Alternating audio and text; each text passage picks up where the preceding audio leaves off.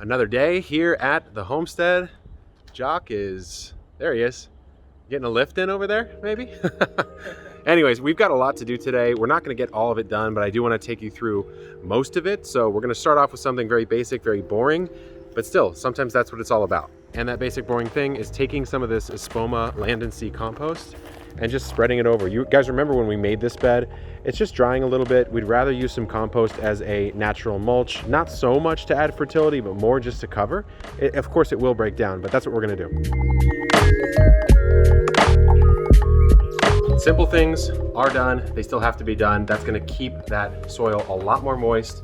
It's basically just a mulch. I mean, you can use compost as a mulch. You guys have seen my videos with Charles Dowding. That's effectively what he does. It's much less for the fertility and it is more a lot for the mulch, especially after he's put it on for probably decades at this point at his homemaker's plot. But it is finally garlic time and I wanted to show you the varieties that I have. So I've taken them out of the fridge. That's the way they've been hanging out for about 3 months now. These are all from Squared Roots Farm. Jeremy and Dana up there, I had them on the podcast. Absolutely fantastic garlic growers. And as you can see, they've sent out about 10 different varieties here. So I'll run through them really quickly with you guys. We've got Blossom, which is a turban garlic. We've got Romanian Red, that's a porcelain. We have Inchellium Red, which is one I actually have grown. There's Russian Red, it says marbled purple stripe. We've got Majestic, another porcelain. Oops, we have Montana Zemo, Killarney, as it falls down, German White, and Oregon Blue, and then finally, Chestnut Red. So that's a lot of varieties. It's about 10 varieties. We have a small plot, the one that you saw us prepare just a little bit ago, but we're gonna see what works. I'm gonna probably go 6 inches deep. Again, it's a hardneck garlic. It's not supposed to grow here in Southern California, which is why I put them in the fridge for 3 months to vernalize them. Basically pretend like we had a real winter here in San Diego, which we did not, although it did get kind of cold. So what we're gonna do now is prepare the bed, which we've already done, but we're just gonna make sure that we use a dibber, make some 6-inch holes, we'll drop the cloves in, and we're gonna label the whole thing, water it in, and you'll see what we do for prep. So here is the garlic bed. It's 6 foot lengthwise, and it is 7 foot deep. And what is this little guy right here? This is actually just a bed post that Jock picked up from a local sort of reclaimed lumber spot, and he burnt it, so it's nice and preserved. I forgot the name, I think it's a Japanese technique for that. Then he cut in just little inch marks. And so again, we're gonna go relatively deep with the garlic. We're gonna go 6 inches deep. So it's easy because you can just pop this in here. If I can, it's hard to do with one hand, but you'll see how deep it will truly go and you can standardize the whole thing. Okay, so we've got 10 varieties. And then the dimensions of this bed are what, Jock? 6 by about 7 this way. So 6 by 7. And we can do garlic. I mean, you can do it tighter than 6 inches. I think we're probably gonna stick to around a 6-inch spacing and we're gonna offset them. So if we go 1, 2, the next row, it will be right here in the bisection of those two, right? To make a little bit extra use of space. But what we're gonna do is we're gonna plan that out, put the sort of matrix in and make sure that we can fit it all. Because with garlic, it's such a long season crop that anything you do now in the prep period is gonna pay off in a huge way down the road, which is actually one of my gardening weaknesses. I'm so go, go, go that I don't like to dilly-dally, so to speak, on the prep, but actually it's the most important part. So that's what we're gonna do right now. So we have the tape measure out. So enjoy this little dibbling montage.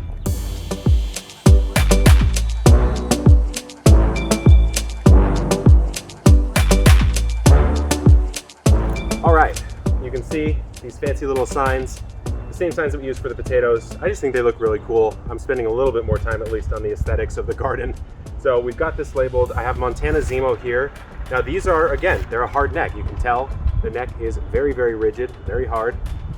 Easily named crop here, but I've got to break the bulbs. So I refrigerated them as actual bulbs. I got to break these into cloves.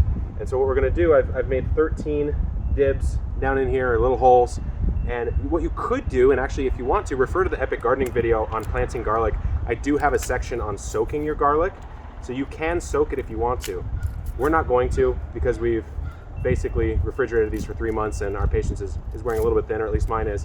And so I've got 4 bulbs on this one, and what I'm gonna do is just dip it into this little mixture here. This is just some basic, all-around fertilizer, liquid fertilizer. We'll dip it in and drop the cloves, and that's really it. I mean, at that point, we're just gonna do the rest of this bed, and you'll see what we do at the end for actually adding a little bit of extra mulch to make sure that in our hot San Diego climate, we don't do anything that these garlic do not like. Okay, so in the clove goes. I mean, again, this is just a very optional thing. You don't have to do it. So pointy side up, into our hole we go. We'll be covering this later on. Basic process.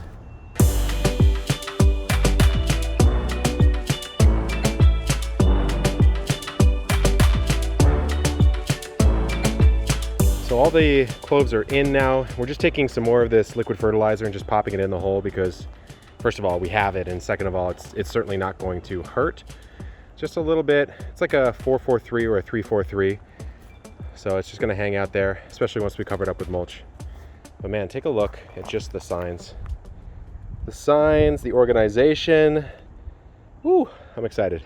All right, next up is to cover the holes up, and I'm just gonna use a bow rake to do that because we're going to apply another layer of mulch on top. Remember, this was the mushroom compost that we laid down in the last episode. It could be used completely just like this. It's probably 2 or 3 inches worth, but because it's San Diego, because it's hardneck garlic, because it's a hot climate and a long crop, we want to actually cover it with more straw. Straw is going to be more reflective and actually just sort of double mulch this bed. So we got to cover this up really quickly first. Benefit of burying it deep is you can just rough this up and all the compost will fall directly in there and it'll be nice and level and you're not scraping up any cloves.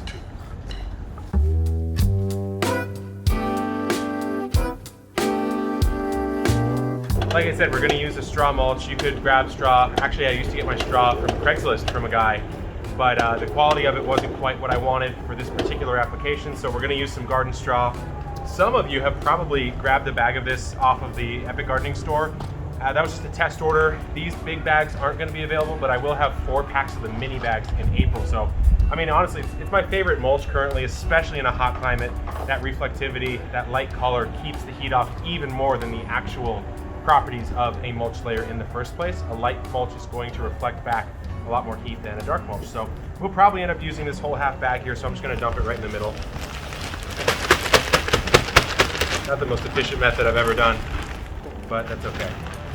So the thing I like about it is it's pre-shredded, so it's very fine, but it doesn't actually move in the wind because it's split down the middle, and when it's split, you actually get the lignin inside the stalk, which is somewhat gummy. When it's wet, it actually it doesn't stick together like a gum or a glue or something like that, but it just has a little bit more adhesion than a big, huge thing of straw. So I like the look, I like the performance, that's why I use it.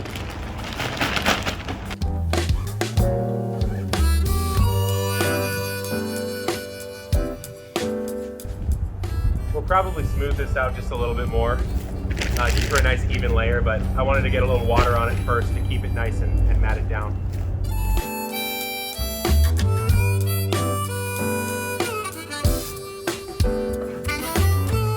And there it is. We put some straw on top, like I said. It's getting a little windy, it's getting a little cold. Maybe we'll actually get some rain, but I just want to show you really quickly what it looks like.